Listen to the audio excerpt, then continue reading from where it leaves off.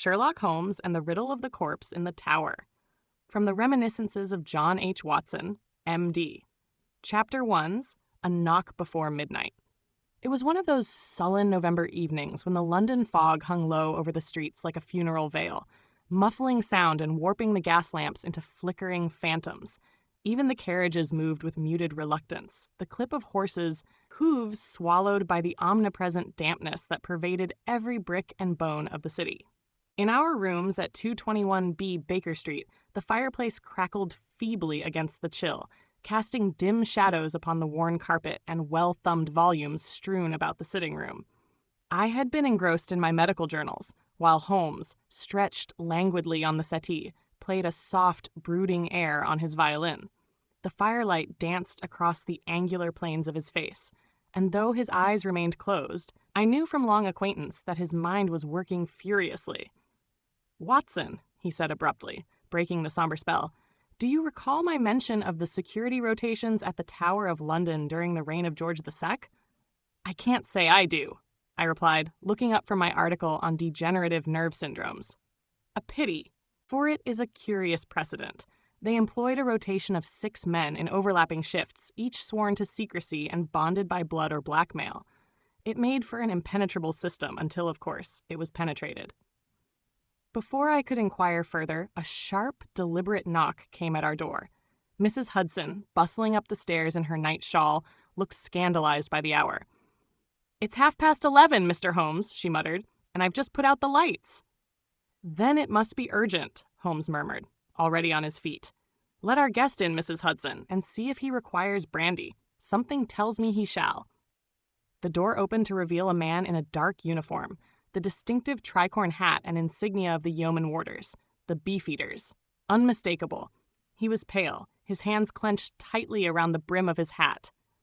"Mr. Holmes," he said in a clipped voice that trembled despite his obvious effort to remain composed. "My name is Captain Samuel Ellard. I am commander of the guard at the Tower of London. There has been a discovery." Holmes gestured to the armchair beside the hearth. "Please, sit. Brandy?" Ellard nodded, lowering himself into the chair as if the weight of centuries had settled on his shoulders. "It was found this afternoon, a body, in Wakefield Tower." "A body in the tower?" I asked. "A prisoner?" He shook his head violently. "No, not a prisoner, an intruder, or so we believed. At first glance, it appeared the poor soul had fallen from the battlements, dashed himself to death.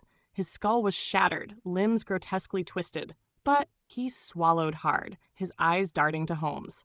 We cannot account for how he got there. The tower is sealed. All entry is logged. I myself conducted the roll call, and every man was accounted for. No one saw anything. No one heard anything. And yet, there he was, inside the Wakefield Tower, a place not open to the public for over a decade. Holmes stood, the violin bow still in hand like a duelist's sword. "You are correct, Captain Ellard, in seeking me. But what makes it worse," the captain added, leaning forward now, "is that the corpse has been tentatively identified. The coroner believes it to be Edward Plantagenet." I frowned. "Impossible. Edward Plantagenet died, 20 years ago?"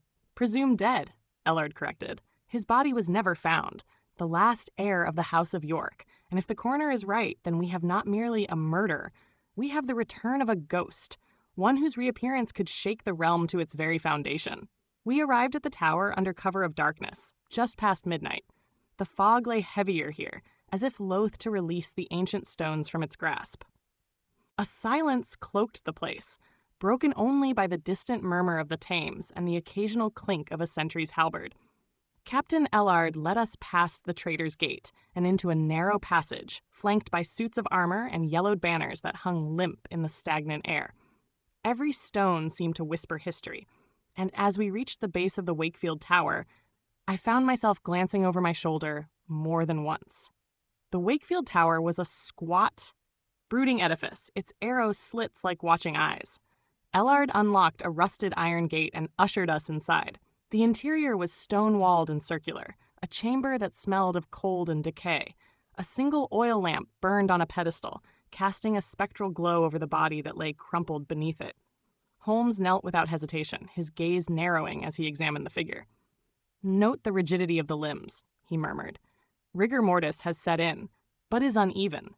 Death occurred, I would estimate, between 10 and 12 hours ago. I moved closer. The man was of middle age, his features fine-boned and noble in repose despite the damage.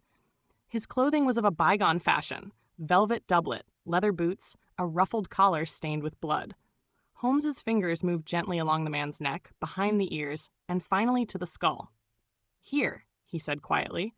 "The impact appears consistent with a fall, but feel this indentation. Blunt trauma, no splintering consistent with striking stone. This blow was delivered before the fall, before the staging." I looked to Ellard, who seemed to pale further. But how? No one could enter this chamber. It's sealed, unused. The gate was still locked when we arrived. Holmes stood and moved to the nearest wall.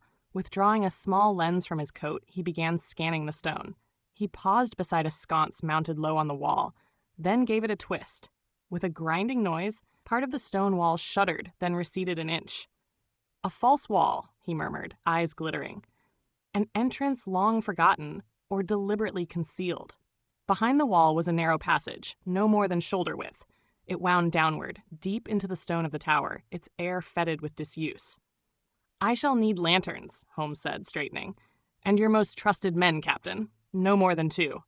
I suspect this passage connects to a part of the tower's understructure no longer on any map." "You think the murderer used it?" Holmes nodded. "More than that.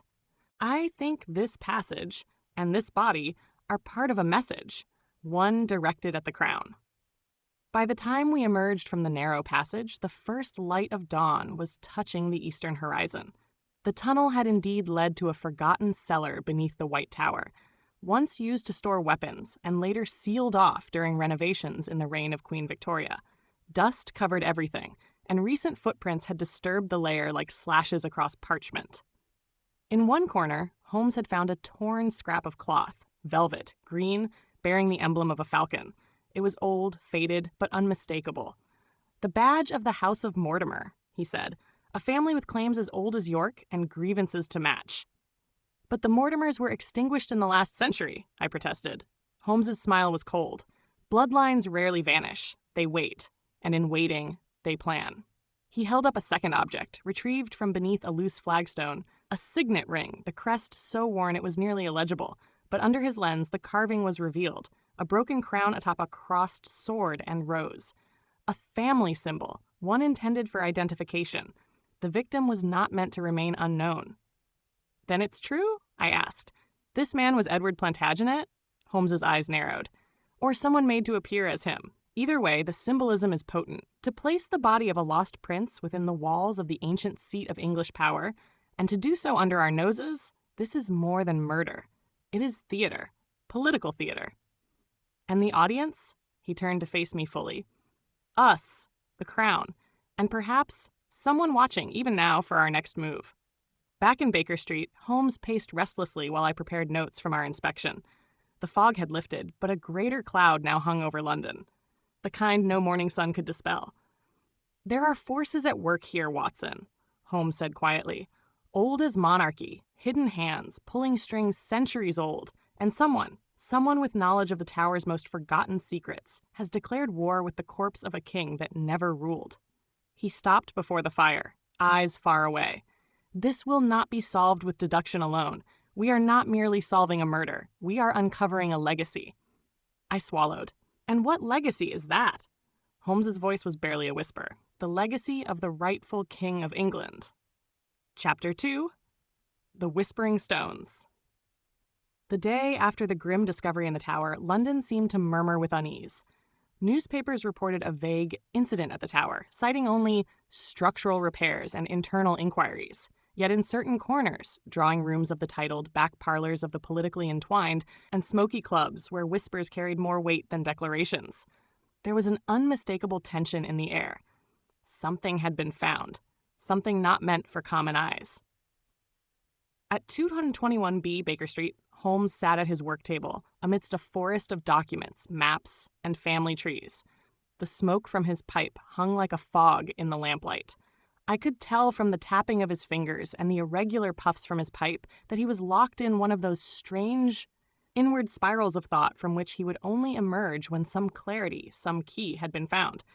"You're tracing lineage again," I said, stepping lightly around a pile of tomes marked Genealogica Britannica and Parliamentary Archives, 1649 to 1867.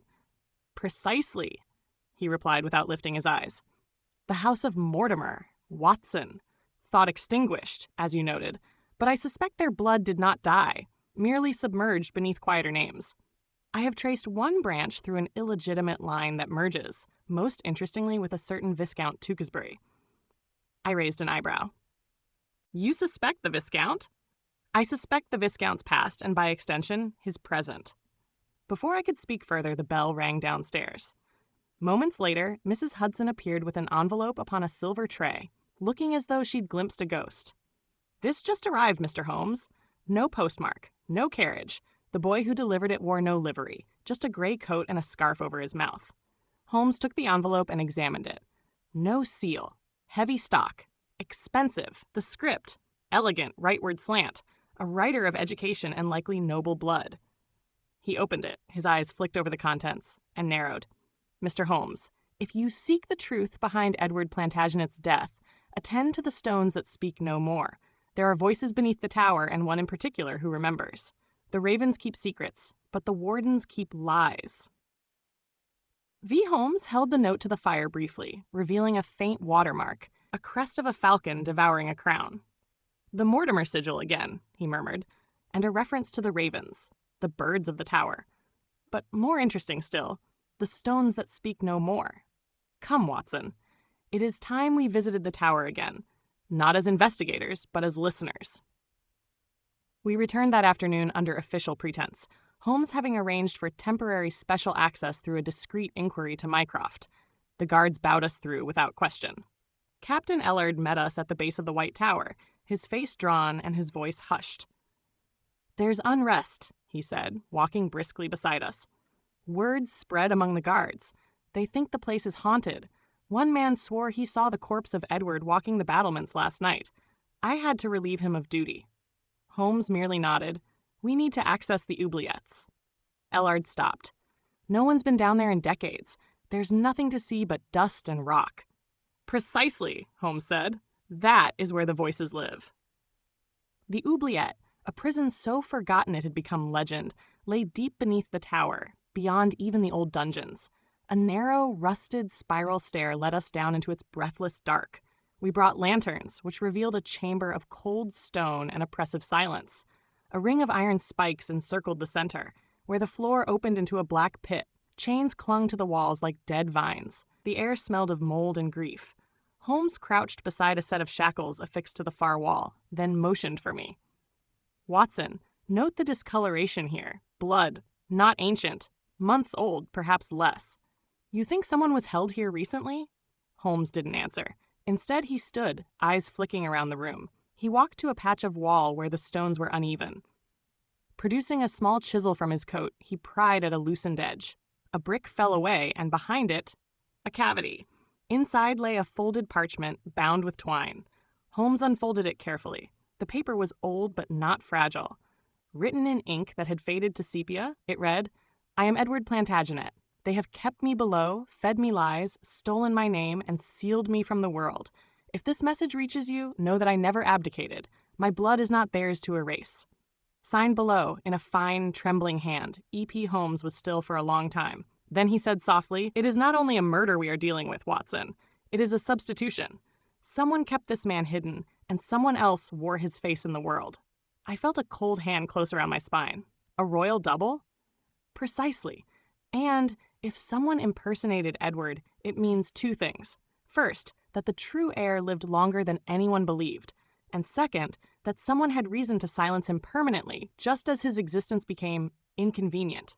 Holmes turned abruptly. "We must find the last man to see Edward alive." Back in the upper levels of the tower, Captain Ellard reluctantly gave us access to the private logs kept by former wardens. Dusty volumes bound in leather, their pages brittle with age. Holmes poured through them at speed until he stopped on an entry dated June 13th, 1867. "Private consultation with an unnamed ward of the Crown. Transferred under directive of Lord Whittingham. Confinement ordered indefinite. Request for clergy denied." "Lord Whittingham," Holmes muttered. a man long buried and a friend of Prince Albert, a staunch royalist, yet with controversial views. He closed the volume and looked to Ellard. Who was warden in 1867? That would be Keeper Bernard Grey, retired in 1883. Is he still alive? Ellard shook his head. No, sir, but his son lives, Henry Grey, a scholar of Tower history, keeps residence in Bloomsbury. That evening we visited Henry Grey, a tall, austere man with parchment skin and silver hair who welcomed us into his home lined floor to ceiling with books. He wore the air of a man waiting for the world to make sense again. My father kept many secrets, he said, once Holmes had explained our purpose. Too many. He believed it his duty. The Tower is a tomb of truths, Mr. Holmes. Every stone is a gravestone. Did he ever mention a prisoner, unnamed royal hidden beneath? Grey's eyes flicked to the fire. He did. Once, he called him the man with the crownless face, said he was kept beneath even the cells, in a chamber built during the reign of Edward I. My father said the man spoke as if the world still owed him reverence, and once, only once, he saw a ring upon the man's hand, a ring with a falcon, devouring a crown. Holmes leaned forward. That ring is now in our possession. Grey flinched slightly. Then it is true. The story was not madness. No, Holmes said grimly, but the madness is in those who silenced him. That night, as I returned to Baker Street beside Holmes, the lamplight seemed dimmer, the city colder. He was unusually silent until we reached our rooms. I finally asked, "What is it, Holmes? You've uncovered more than you've said."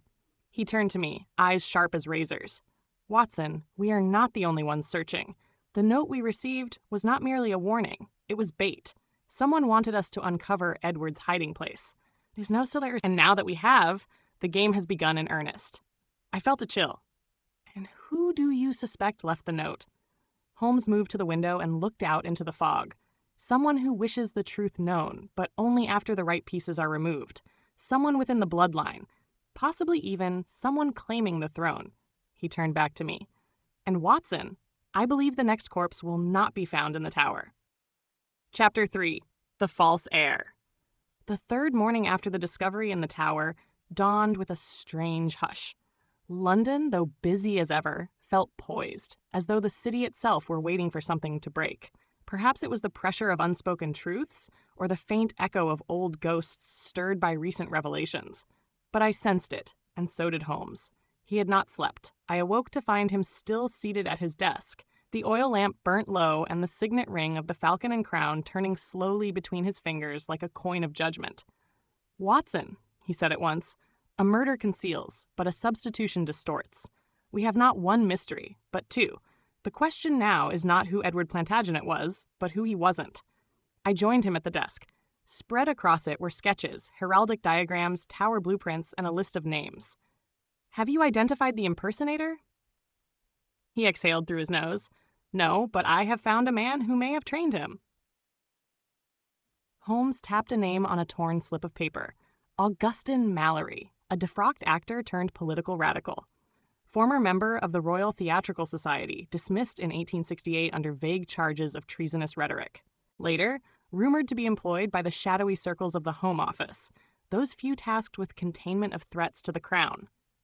"I believe," Holmes said, "that Mallory was recruited to create a false Edward, a man trained in speech, mannerism, bearing, a living facsimile, and the real Edward was locked away."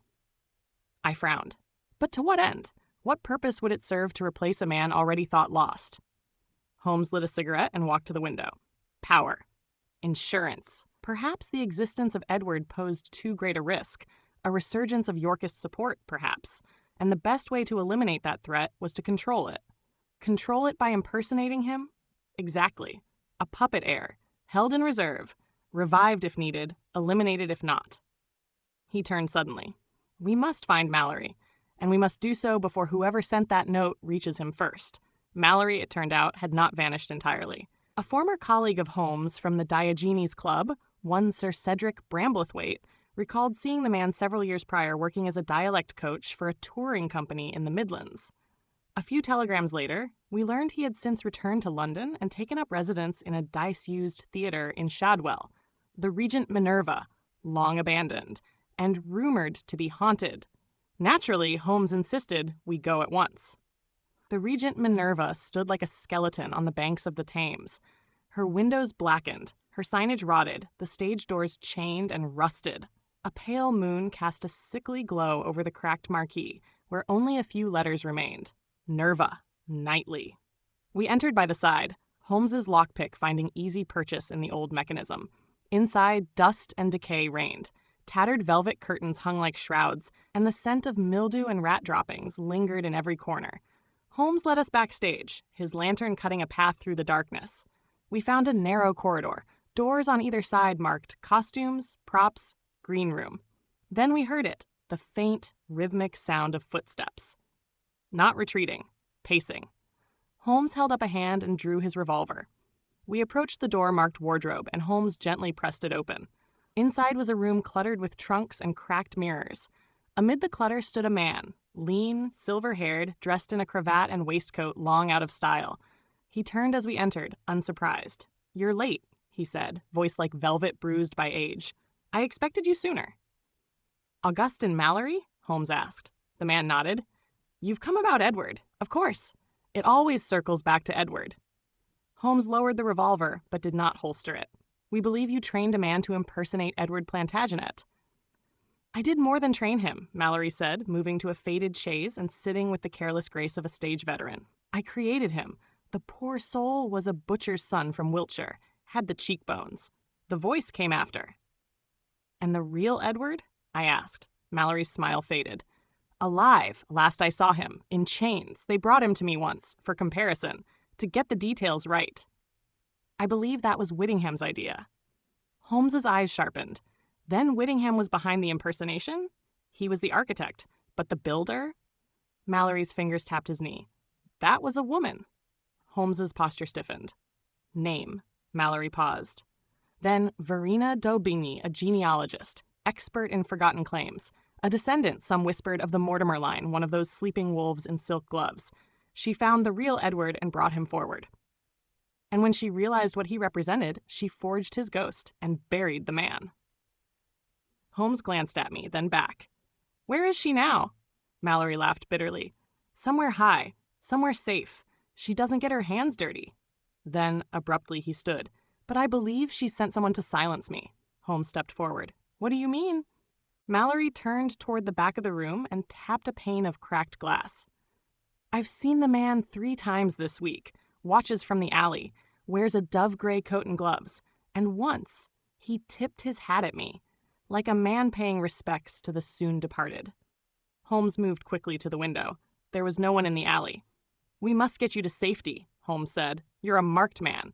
Mallory shook his head. "Too late. I've said what I came to say.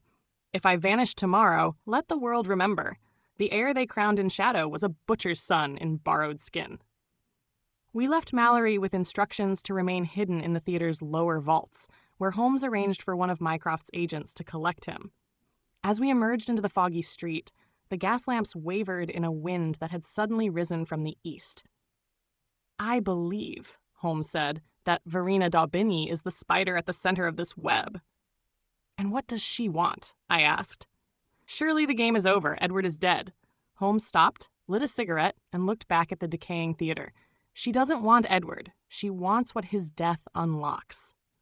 Back at Baker Street, we found an envelope slipped under our door. No stamp. Same heavy paper. Inside, a single sheet. "The past is dead. The crown is ours. Keep digging, Mr. Holmes, and you may be buried beside it." V. Holmes read it, then burned it in the fireplace. "This," he said, "has become a race, not for justice, for history itself. If Verena d'Aubigny seeks to destroy the lineage of York, she may intend to claim it. And if the real Edward is dead, there may yet be another." He turned to me. "We must find the heir who remains. The one no one has seen. The one Verena fears. The true heir." Chapter 4. The Living Blood. For all his many pursuits, Holmes had always shown disdain for bloodlines. "Ancestry is an accident," he'd once said. "Character, a choice." And yet, here we were, buried deep in blood, in ancient claims and whispered legacies, in the cruel games of inheritance that span centuries and corpses. After Mallory's confession, Holmes paced the parlor of Baker Street like a tiger before a storm, restless, calculating, connecting threads not yet visible to me. The note from Verena d'Aubigny had set his mind ablaze. She dares us to pursue her, he said. She believes herself untouchable. That must mean she is either in possession of something she believes we cannot reach, or someone. You mean another heir? I asked. Holmes nodded. Possibly. But not just an heir. The true heir. The one she hasn't killed. The one she is saving. The next day, Holmes dragged me from my breakfast to Whitehall. There, in the shadowed corridors of government where secrets breathed like old stone, he met with his brother Mycroft. The elder Holmes looked more tired than usual, his eyes sharp but distant. Verena d'Aubigny is no mere genealogist, Mycroft said. She has been observed at court, at Parliament, even abroad in Vienna and Berlin, always quietly, always in the company of those with old names and new ambitions. And her objective? Holmes asked. Mycroft sighed. I cannot say with certainty, but I can tell you this. The Mortimer line did not die. It merely went underground, literally in some cases. Verena has been reconstructing it, quietly, relentlessly. The death of Edward Plantagenet, if indeed he lived as you say, would clear the path for a new claimant. Holmes leaned forward. Do you have a name? Mycroft hesitated. Then, there is one, a young man. English by birth, raised in Austria. Name given as Sebastian Lenoir. No official title, no confirmed bloodline. But Verena funded his education, secured him a diplomatic passport, and saw to it that he met with minor nobility in Liechtenstein and Hungary. We believe she is grooming him for something. Holmes's lips curled into a razor-thin smile. So the heir is alive and in the open. Mycroft handed Holmes a dossier, slim, crisp, bound with red twine. Vienna is where you'll find him, but be warned, you'll not be the only ones looking. We departed that night. Holmes arranged travel on the Orient Express, ensuring minimal attention. He traveled under the name Mr. Henry Vernet, and I as Dr. Horace Allenby. The compartments were warm, the service flawless, but the tension grew with each mile. On the third evening, somewhere between Strasbourg and Linz, we received a visitor. She was tall, dressed in deep burgundy silk, with eyes like tempered steel and a voice that did not waver. You've been asking after a boy, she said, standing in the corridor outside our berth. A boy who does not wish to be found. Holmes stood slowly. And you would be? Celeste Mortmain. I am his protector. Holmes's eyes narrowed. His jailer, more like. She smiled, cold and weary. I've kept him from Verena d'Aubigny for 7 years. That makes me his guardian, Mr. Holmes, not his enemy. What is he to you? I asked. A promise, she replied simply, made to his mother on the night she died, and a burden I would gladly lay down if there were anyone else to trust. Holmes gestured for her to sit. She did not. I'll take you to him, she said. But understand, he doesn't know what he is. He thinks he's a minor cousin to minor gentry. That's how we kept him safe. Until now, Holmes said. Until Verena decided it was time to place her piece on the board. Celeste nodded once.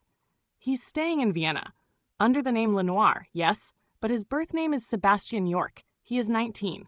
Educated in classics, fencing, history, fluent in 5 languages, and utterly unaware that he may be the last living descendant of Edward IV.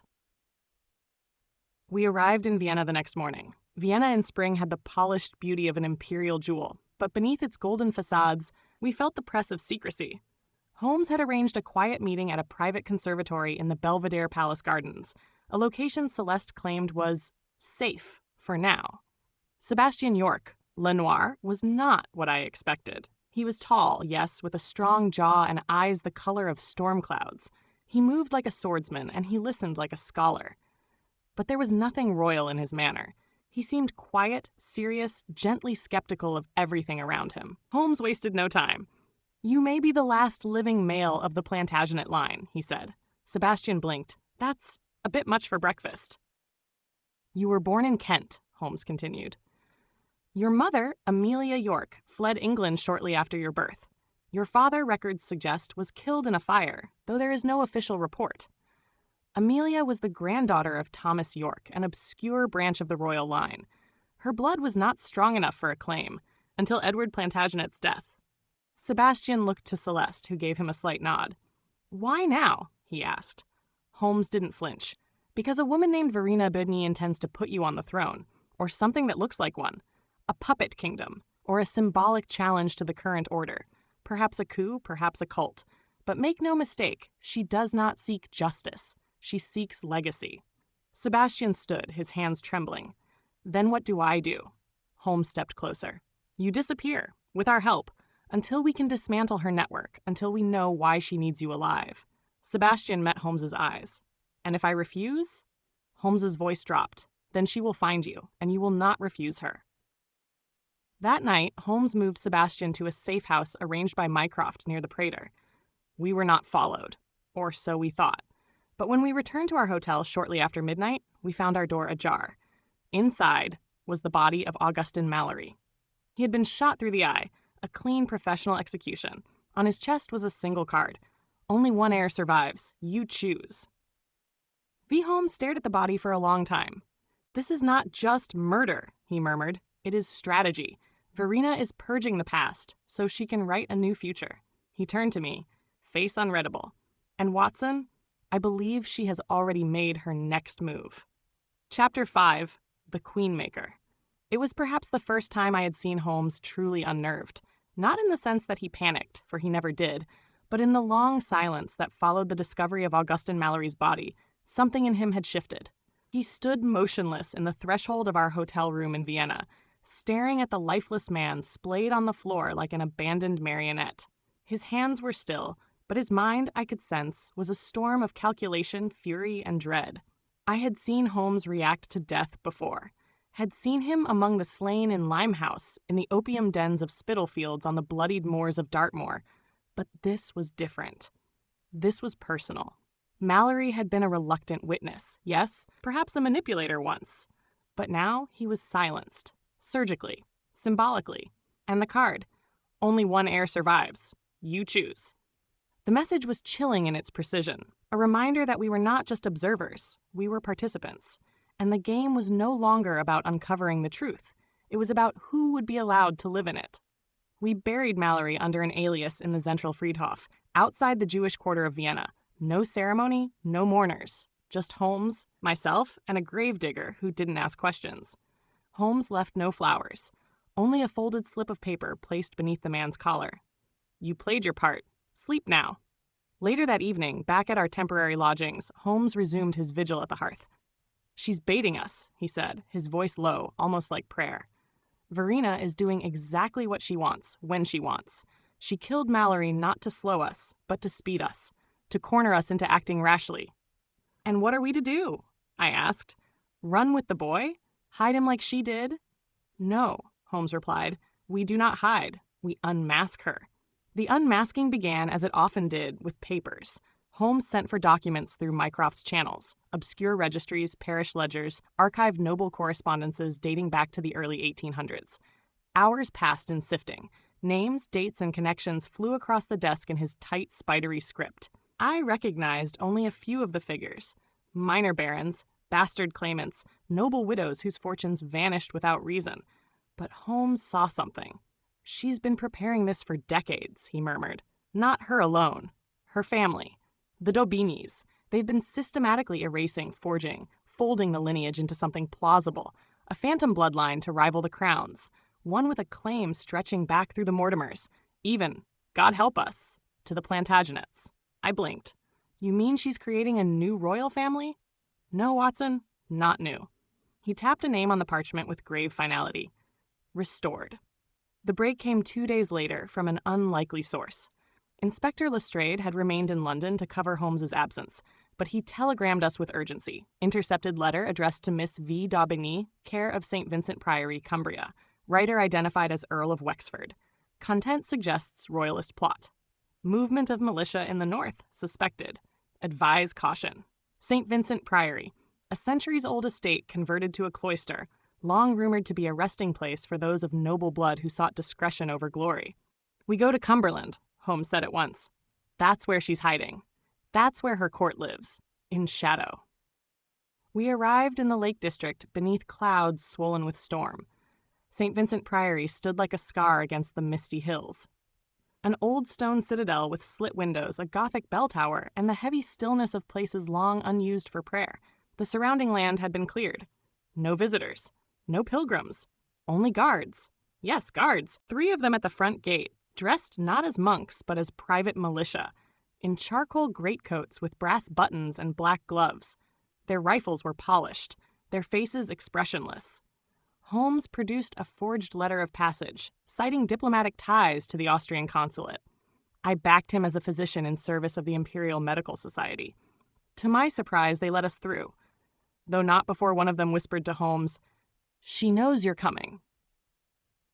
Inside, the priory had been transformed. Candles burned in iron sconces along the halls. Paintings of English monarchs, some of dubious authenticity, lined the walls, a strange blend of monastery and royal court. And at the heart of it all, Verena d'Aubigny.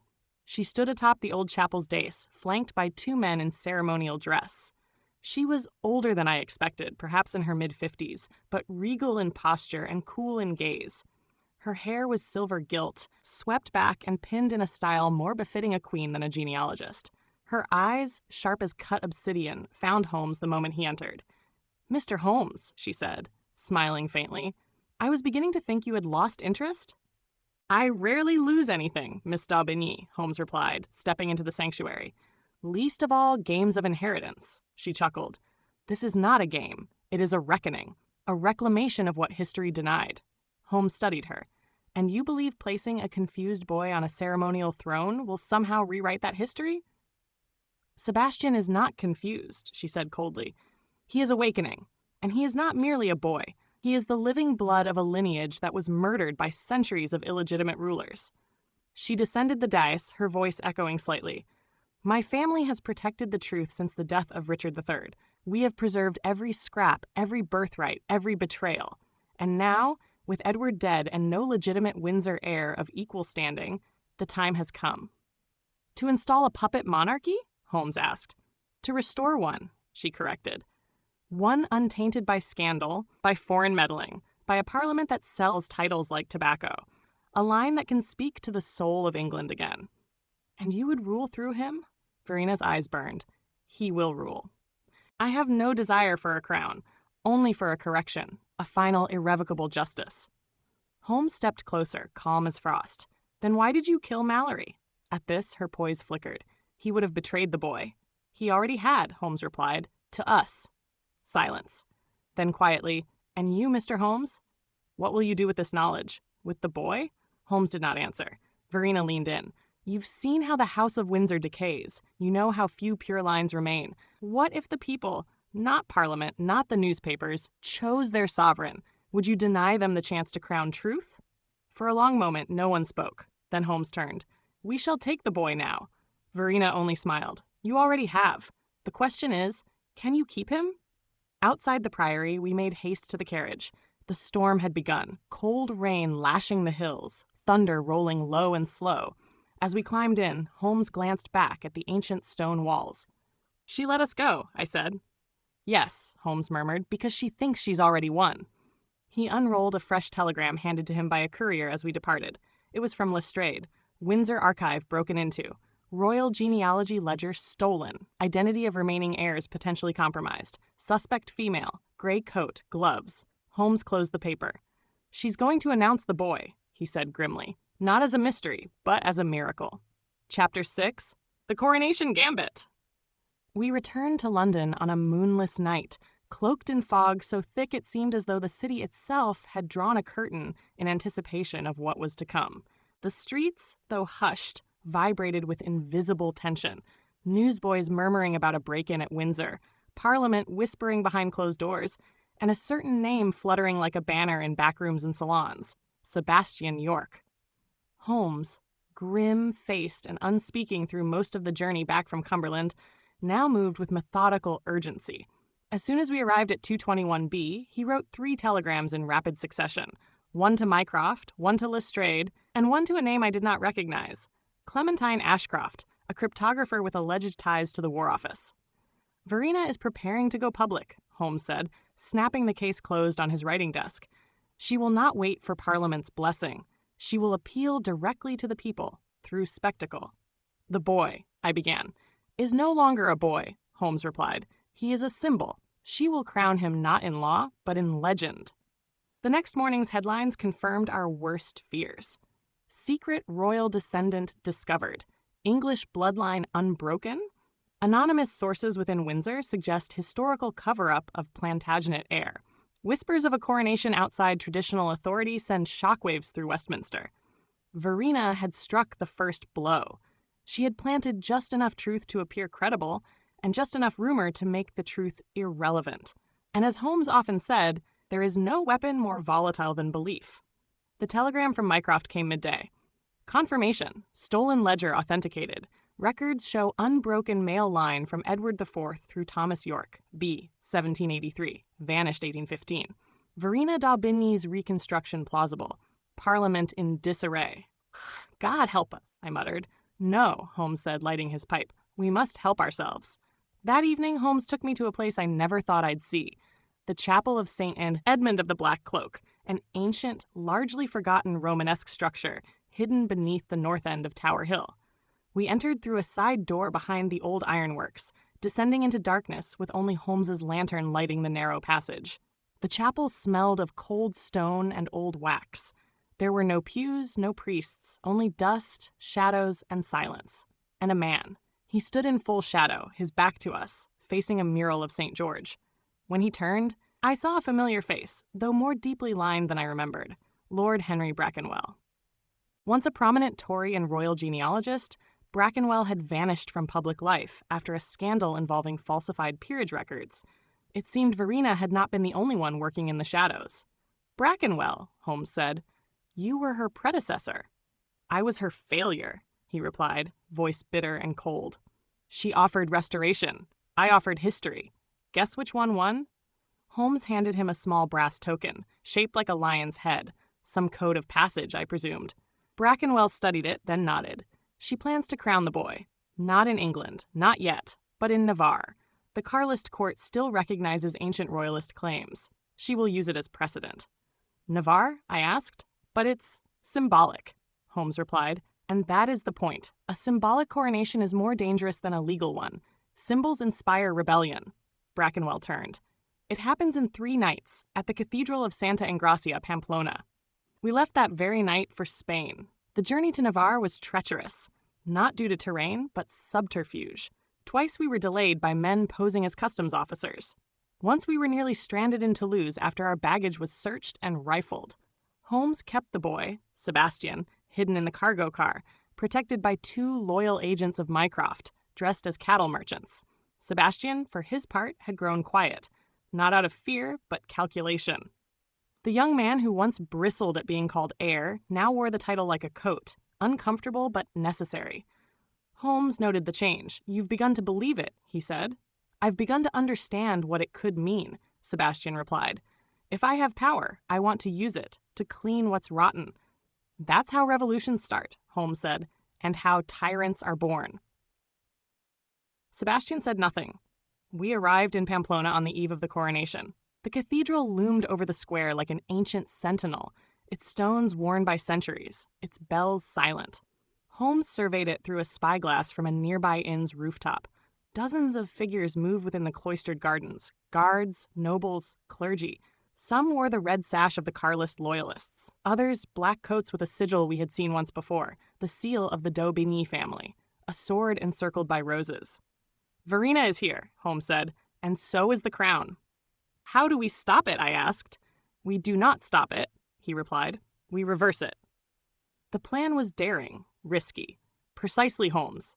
We would enter the cathedral as emissaries from the Anglican diocese, an audacious cover, aided by forged credentials and Mycroft's diplomatic connections. Our goal, confront Verena before the coronation began, present our evidence of manipulation, and remove Sebastian before he could be paraded before the crowd. But Holmes had a deeper gambit. The night before, he had instructed Clementine Ashcroft to leak to every major British paper, anonymously, that Sebastian York was not the only heir. That a female line, previously hidden in French convents and Swiss enclaves, had been traced, and that Sebastian was but one of 3 possible claimants. Holmes was gambling on doubt. And it worked. We arrived in the cathedral an hour before midnight. Candles blazed along the nave. A golden circlet rested upon a velvet cushion at the altar. Dozens of nobles stood in hushed silence as Verena ascended the pulpit. Sebastian, dressed in white and gold, waited beside her, expression unreadable. She began to speak, and then the doors burst open. Holmes, never one for subtlety when spectacle would do, marched directly down the aisle, flanked by 2 agents and myself. "I apologize for the interruption," he called, "but I believe you are crowning the wrong monarch." Gasps, murmurs, one of the cardinals turned pale. Verena's face stiffened. "You have no authority here, Mr. Holmes." "I have truth," Holmes said, producing 3 sealed dossiers.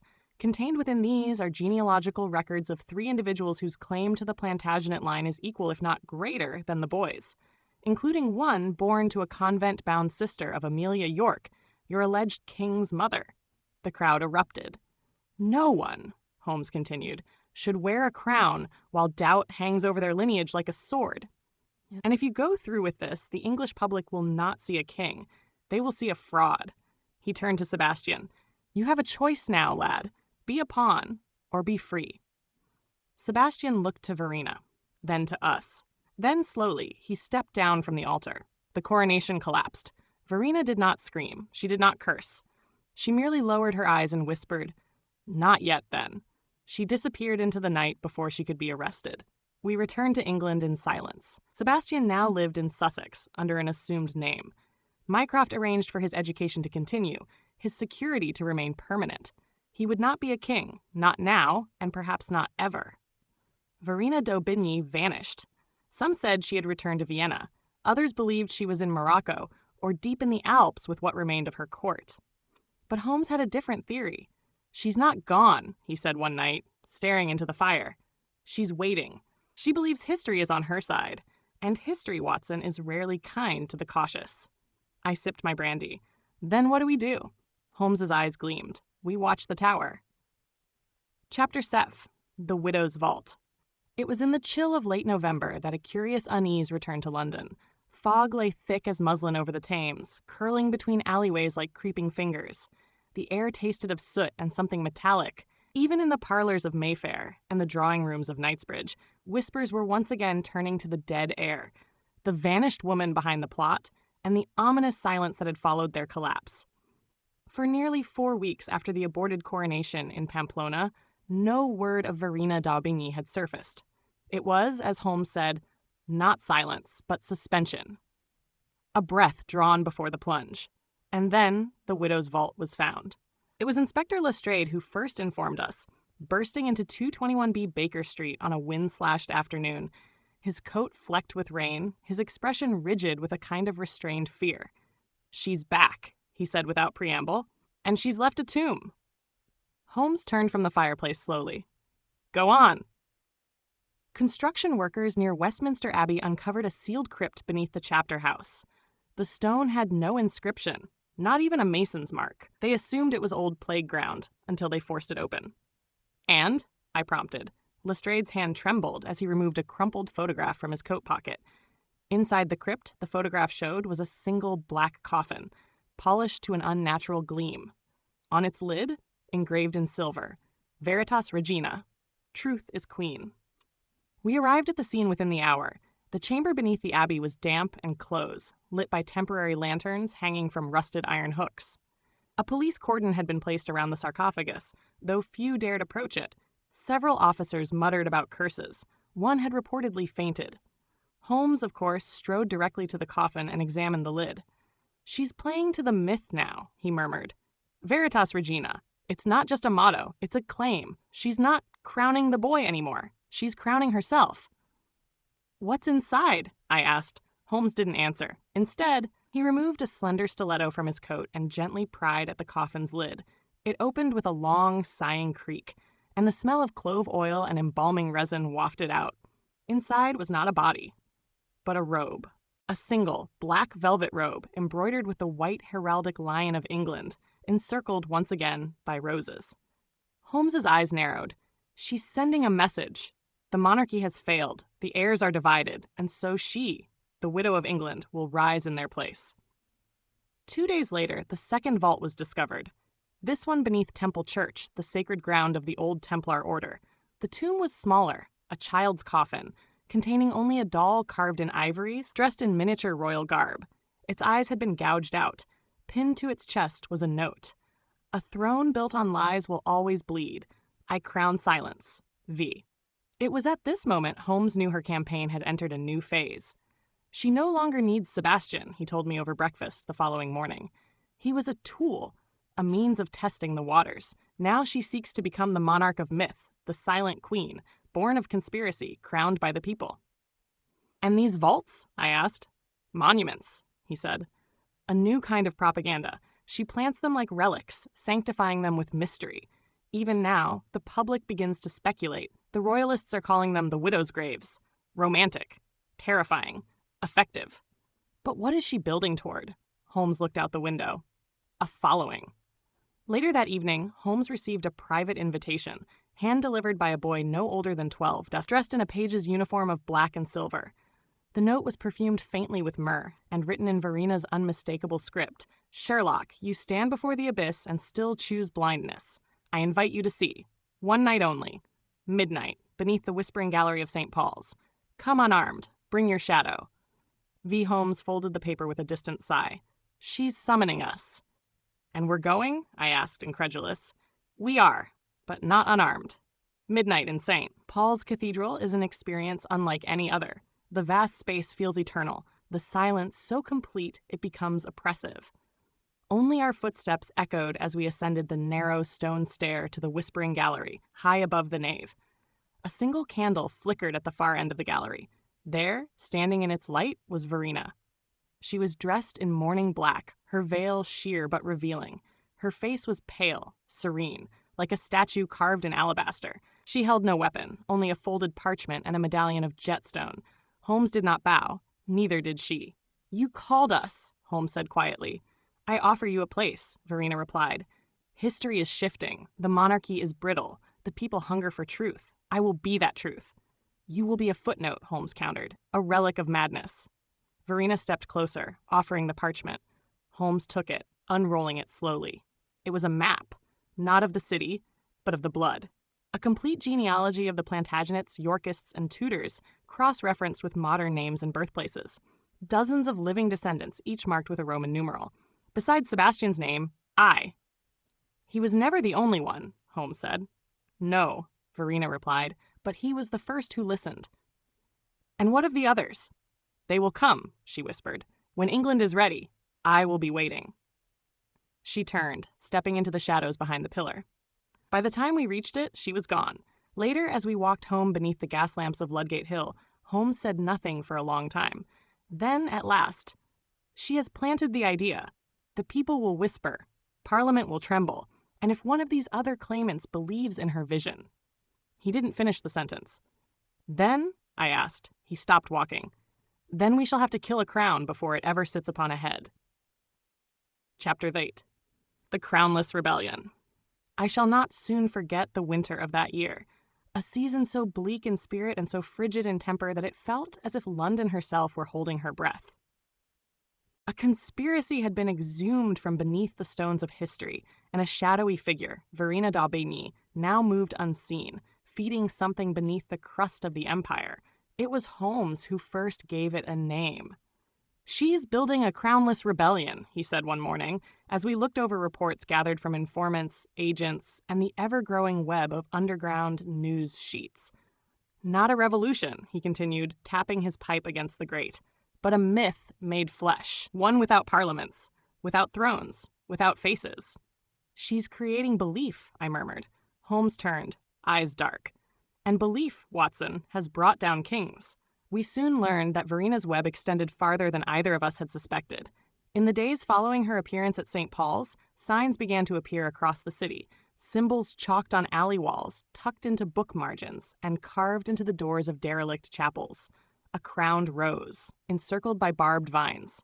Below it, no king, only crown. Holmes had Clementine Ashcroft working day and night to decode the spread of these glyphs. They appeared first in Wapping, then spread to Whitechapel, Brixton, Islington. Within a week, they reached Oxford and even Manchester. But these were not mere symbols. They were calls to assembly. And soon the names began to emerge. People, common, noble, and foreign alike, were gathering under Verena's banner. A preacher in Lambeth had taken to calling her the Morning Queen. A captain discharged from Her Majesty's Navy for treason claimed she had shown him England's unblooded crown. And in the north, near Durham, a minor baronet named Sir Ellis Greaves declared that he too was of the Plantagenet line and that Verena had blessed his cause. Holmes was infuriated. "She's letting anyone step forward," he fumed. "Each new heir dilutes the truth further and strengthens her legend." "She's weaponizing chaos," I said. "She's doing worse," Holmes replied. "She's democratizing monarchy." We set our sights on Greaves first. Sir Ellis Greaves had once been a minor figure in military circles, decorated for his role in the Sudan campaigns, disgraced after a duel that resulted in the death of a foreign envoy. For a decade, he had lived in obscurity, ensconced in his crumbling estate outside Durham. Now, he held court nightly in the ruins of Riavalk's Abbey, by torchlight, to crowds numbering in the hundreds. We went under assumed names. Holmes as a traveling archivist, I as his mute assistant. The crowd was a curious blend. Disillusioned soldiers, destitute farmers, minor gentry with forgotten titles. They came to hear Greaves speak of a new England, an ancient birthright, and a queen unseen, yet eternal. "She walks the land in mourning," he cried, gesturing to the stars. "She carries the soul of Albion in her hands, and I, her first knight, shall clear the path of false crowns." Holmes leaned in. The delusion is complete, and yet he speaks with absolute conviction. "Do you believe he knows she's manipulating him?" I asked. Holmes shook his head. "No, he believes she chose him, and that's far more dangerous." That night, Holmes stole into Greaves's quarters under cover of storm. What he found was staggering. A sealed letter, addressed to Sir Ellis Greaves, Baron of the Old Blood, written in Verena's hand and bearing her sigil, the sword and rose.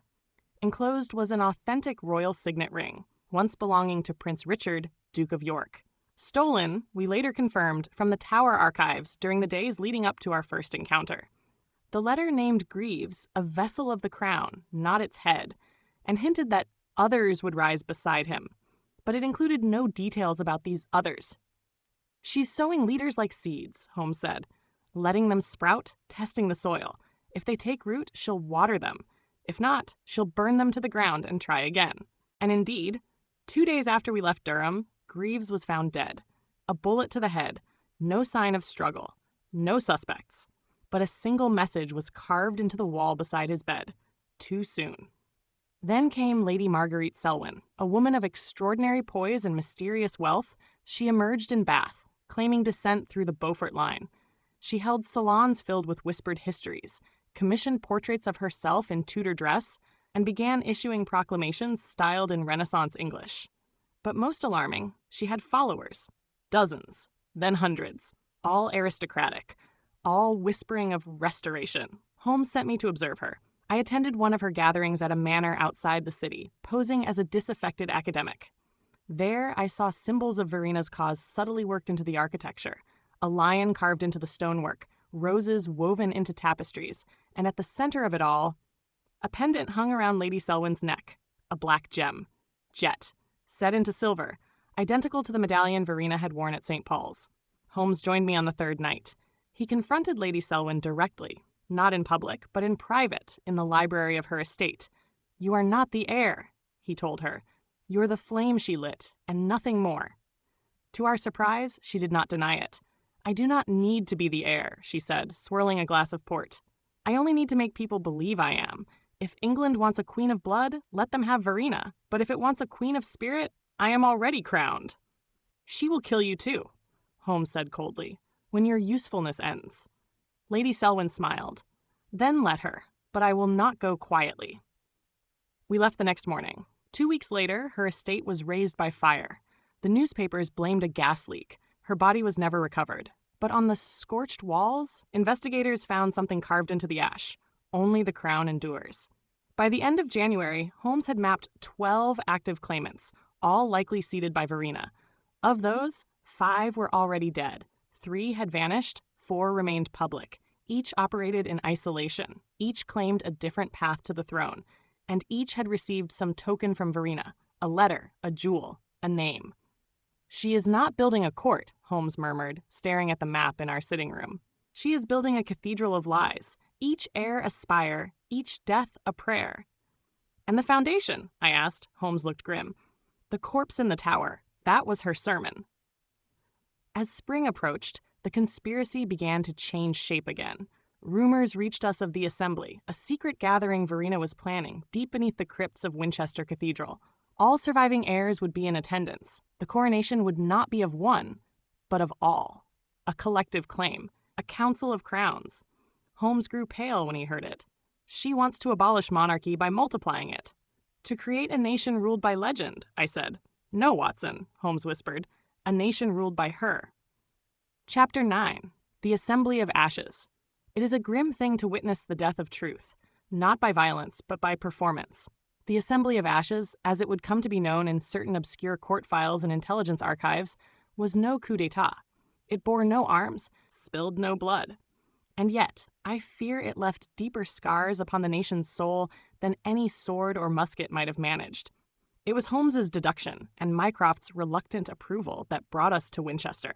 The invitation came not to us, but to Clementine Ashcroft, Holmes's occasional accomplice and codebreaker. It arrived by courier, slipped into the hollow spine of a legal volume in her chambers at Gray's Inn. The sender bore no name, only the now familiar seal. The sword entangled with a crowned rose. Inside, the missive was brief. You are chosen for the council, for the reckoning, for the truth yet unsaid. Come to Winchester. Bring your name. V. Holmes read the note thrice, then handed it to me wordlessly. Clementine, no stranger to the arcane rituals of underground society, agreed to accompany us, under one condition. She would not play the role of a passive informant. If I enter their cathedral, she said, I do it as a woman with agency, not your echo. Holmes merely nodded. Then you must be crowned, Miss Ashcroft. It was Mycroft Holmes, stolid and expressionless as always, who secured our passage to the assembly. The elder Holmes had his fingers in every ministry and secret bureau in London, and though he detested fieldwork, he understood when the chessboard called for sacrifice. They gather in Winchester Cathedral, he told us in his Diogenes Club study, late at night. But not above, below. There are ossuaries and Roman vaults down there that haven't seen light in centuries. Do we have agents inside? Holmes asked. Mycroft shook his head. Everyone who tried was turned away. Or turned over. One is missing entirely. Watson, what's the plan? Mycroft hesitated, then removed a bundle wrapped in oilskin from a drawer. Inside were garments, ceremonial robes, heavy with brocade, embroidered with the rose and thorn emblem in pale gold, and a coronet, false but convincing. We will create a new heir, he said, and send her into the fire. So it was that Clementine Ashcroft became Lady Clementine of Navarre, descendant of Eleanor of Aquitaine by illegitimate line, holder of the forgotten Rose of Bordeaux. A fiction, but an elaborate one, with forged records, aged seals, and even a fabricated diary in Middle French, penned in faded ink by Eleonora La Dissavou. Holmes and I would accompany her not as detectives, but as delegates. One her chancellor, myself, the other her cartographer of the blood, a term lifted from one of Verena's own letters. We arrived in Winchester on a night heavy with fog and the scent of turned soil. The city was silent, under curfew imposed for repair work to the cathedral's foundation. In truth, the area had been cleared for the assembly. Entry was granted at the southern gate, where hooded guards, faces hidden, checked credentials against an unseen ledger. Our invitation was accepted without question. We descended. The undercroft of Winchester Cathedral had been transformed into something wholly pagan. Candelabras fashioned from twisted iron burned with violet flame. The walls were hung with banners bearing the ancient arms of long-dead houses. At the center of the stone chamber stood a great circular table carved from petrified oak, its surface etched with a map of England segmented into feudal zones. Seated at the table were 8 heirs. Each bore a different coat of arms.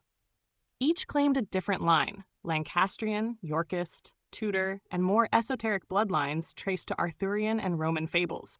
There was even a purported descendant of Boudica, a fierce-eyed woman from Caernarfon. Verena had not yet appeared. A man in ecclesiastical robes, though lacking any sign of formal priesthood, welcomed us. You enter the circle of the absent crown, he intoned, where kings are named by cause, not coin, where blood is weighed against silence. Lady Clementine stepped forward. I bring the Rose of Bordeaux, she declared, unclaimed until now. The man bowed. Then take your seat, Lady of the Forgotten Vine. The assembly lasted for hours. Each heir spoke their claim. But more than that, They debated. Not legitimacy, but ideology. They spoke of a future ungoverned by Parliament, of a spiritual monarchy not seated in one ruler, but in the idea of ancient rule. Holmes whispered to me as the speeches went on, "This isn't succession, it's seduction." Clementine played her part well. When she spoke, she quoted false chronicles and invoked fabricated ancestral trauma. She wore sorrow like a crown. By the end of her oration, even I nearly believed her. Then, as the candlelight waned, Verena entered. She did not walk. She glided, wearing a mantle of black and gold, a veil of transparent gauze, and a circlet made of jet. The crowd fell to silence. Verena stood at the head of the table. "You gather here not as pretenders," she said, "but as guardians. The throne is broken. The blood is scattered. You are the pieces of a nation forgotten by its kings." She unfurled a scroll. "This is the Pact of Ashes," she declared. "Sign it, and you become its witnesses, its bearers. No longer heirs, but keepers of the crownless throne." Holmes's breath caught beside me. He whispered, "This is the moment." The scroll, later recovered and examined by Mycroft's agents, outlined the creation of a new monarchy without monarchs, a council of 9, each acting in stewardship for the soul of England, rule by myth, authority by symbolism. It was madness. And yet, they signed. One by one, the heirs pressed their names in ink, even Clementine, for the sake of her disguise. Holmes held my arm. "We must end it now," I whispered, "before this becomes real." "No," he said, voice low and steady. "Not yet. We need her whole network." "Then how do we stop her?" Holmes watched as Verena lifted the scroll high. "We crown her," he said. Chapter X, The Queen That Never Was. The morning of March 19th dawned with a gray sky hanging low over Westminster, pressing down upon London like a great and suffocating lid. Yet despite the weather's oppressive hand, the mood in the capital was curiously electric. Rumors, whispered in alleys and coffeehouses alike, spoke of a crowning. Not by the Queen, nor with Parliament's blessing, but of something older, something secret. What the city did not know, what only a few within the heart of British intelligence suspected, was that Sherlock Holmes had orchestrated this day with the precision of a surgeon and the grim resolve of a soldier. Today, Verena Daubigny's web of lies would be pulled into the light. And it would burn. 3 days earlier, we had returned from Winchester in silence. Clementine pale from her time among the heirs of Ash, her signature still drying on the so-called Pact of Ashes. Holmes had been coldly focused, scribbling diagrams of the council's structure, cross-referencing names against old case files, whispers in diplomatic communiques, and records long buried beneath the tower's own secret archives. By the time we arrived at Baker Street, Mycroft was waiting. "It's all in motion," he said, without preamble. "She's calling them to Westminster Abbey at noon, the crownless coronation." Holmes didn't flinch, then let it proceed. Mycroft raised an eyebrow. "You intend to let her finish it?" "No," Holmes said. "I intend to finish her." Westminster Abbey had not seen such clandestine activity since Guy Fawkes plotted its destruction. Under the cover of a restricted ceremonial cleaning, the building had been quietly secured by men and women not in military garb, but dressed as masons, sextons, and even choir members, each an operative under Mycroft's command. Hidden among them, myself, Clementine, and Holmes, cloaked in the vestments of false clergy. At precisely 11 o'clock, the first of the so-called heirs entered the nave. Lady Marguerite Selwyn, alive it seemed, and fully committed to the myth. Behind her came Sir Jasper Hawthorne, the self-styled Falcon of Plantagenet, his robes adorned with fabricated heraldry. More followed, the supposed Tudor scion from Rouen, the Northern Duchess with her Gaelic claims, and last, Verena Daubigny. She entered like a queen from myth, flanked by torchbearers and dressed in an iridescent gown of black and rose gold. Upon her brow sat a circlet shaped not like a crown, but a wreath of thorns. She stood before the altar, on which no Bible rested, only the scroll of the Pact of Ashes. "I call you," she said, "not to kneel, but to rise, as heirs of the forsaken throne, as the soul of a nation whose blood was scattered, whose history was erased." The air was thick with reverence and madness. Holmes waited no longer. He stepped forward, cloak cast aside, voice ringing through the vaulted ceilings like the final bell of judgment. "Verena Daubigny," he said, "you stand not before a congregation, but before the weight of truth." Gasps rippled through the chamber. Her torchbearers raised their hands, but Mycroft's agents disarmed them in seconds. Verena's eyes narrowed. "You should not have come, Holmes." "On the contrary," he replied, "I never left. You merely walked into my theater." He stepped to the center, placing a sheaf of papers on the altar beside the pact. They were not ceremonial. They were evidence. "Ladies and gentlemen of the Ashen Circle," Holmes addressed the gathering, "you have been lied to, not by your own conviction, which is noble if misguided, but by the one you call your queen." He held up a series of documents, which Mycroft's agents had duplicated and prepared to be distributed at that very moment across London. Dossiers, forged genealogies, handwriting comparisons, bank records. "Each of your bloodlines," Holmes said, "was curated by Verena. She chose you not because you were heirs, but because you were believable, because you had nothing left to lose." He turned to Verena. "She gave you tokens, stolen from the Tower of London, including this." From his pocket, he produced the signet ring we had recovered from Sir Ellis Greves's estate, once belonging to Prince Richard, Duke of York. Confirmed authentic, missing from royal inventory since February, planted on Greves's corpse alongside a forged letter naming him her first knight. Murmurs rose from the council members. "She promised you a shared throne," Holmes continued, "but in every letter she promised each of you individual supremacy. I have all 12 documents, courtesy of Miss Ashcroft, whose forged lineage drew her invitation. You were never going to rule together." He let the silence fall. "You were going to kill one another, until only she remained." Verena stood in the echo of his words, still as marble. Then she laughed. It was soft at first, musical even, but it grew, louder, stranger. "You think truth unravels myth?" she said. "Foolish man, truth is what I say it is. They followed me not for proof, but for meaning." She turned to the council. "He would have you return to your nameless lives, your inherited silence. I offered you a name, a story, a place in history." Then she turned to Holmes. "But you're right, detective. I would have destroyed them in time, because only one myth endures." She raised a hidden dagger from beneath her robes and lunged toward the altar, but Clementine was faster. She struck Verena hard with the iron-bound scroll tube, sending the dagger skittering across the stones. Verena collapsed to her knees, the coronet falling from her brow. "Enough," Clementine said, voice shaking. "No more ashes, no more ghosts." The aftermath was swift. Mycroft ensured that all heirs were quietly removed from the public eye, some given new identities, others monitored closely. The documents Holmes unveiled were disseminated quietly to key members of government and the press, framed as a fringe cult event disrupted by state security. The body in the tower? Reburied under tight guard. Its origins forever classified, though Holmes believed it was the last true heir, murdered and used to ignite Verena's great deception. As for Verena herself, she vanished. Though arrested that day, she never arrived at the secure holding site. The carriage transporting her was found overturned outside Guildford, both guards dead and the prisoner gone. Holmes suspects Mycroft allowed her to escape. "Some stories," he said, watching the fog roll once more over the Thames, "are too dangerous to end. Better they wander, forgotten." Epilogue, the final letter. Some months later, Holmes received a package, no return address. Inside, a single page penned in delicate script. "I will not be crowned, but I will never be forgotten. You expose the lie, but you cannot kill the longing. V." Holmes burned the letter. "Legends, Watson," he murmured, "are just lies that survive the flame.